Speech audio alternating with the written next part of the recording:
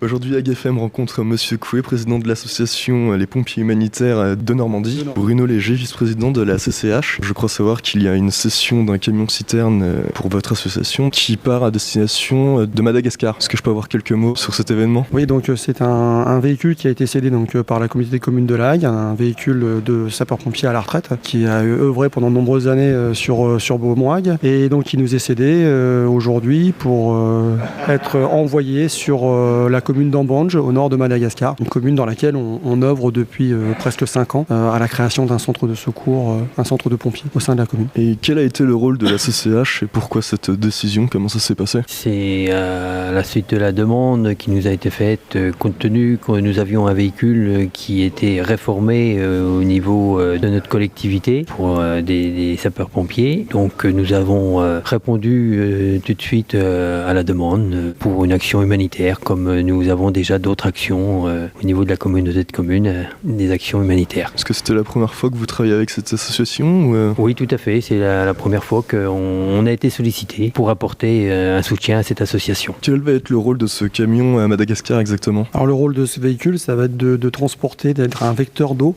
dans des zones où l'eau manque, et lors des actions de lutte contre l'incendie des pompiers locaux, puisqu'ils sont déjà équipés d'un véhicule incendie, d'un fourgon pompe-tonne, mais malheureusement ce fourgon n'a pas une capacité en eau extrêmement importante et il nécessite de remplir la tonne au fur et à mesure de l'action de secours. Le seul moyen de pouvoir remplir la tonne sans trop de difficultés, c'est d'amener un véhicule camion-citerne. Donc là on a presque 8000 litres d'eau qui vont arriver en secours du premier véhicule de la lutte contre l'incendie dans les villages, ce qui va régler pas mal de problèmes, puisqu'actuellement ils sont obligés d'aspirer l'eau dans des puits qui, en fonction de la saison, se tarissent. Dans certains cas, c'est impossible de remplir le véhicule, donc les pompiers sont obligés d'éteindre à l'ancienne avec du sable, avec des battes à feu ou choses comme ça. Donc l'action est forcément retardée et limitée. Et normalement, ce véhicule devrait leur faciliter grandement la vie. Est-ce que vous auriez quelque chose à rajouter? Encore une fois, je remercie la CCH et tous les partenaires qui nous ont soutenus, qui nous soutiennent sur ce projet. Et puis, si vos auditeurs sont intéressés à découvrir nos activités, qu'ils n'hésitent pas à venir nous rencontrer sur les réseaux sociaux, Facebook, ou Twitter ou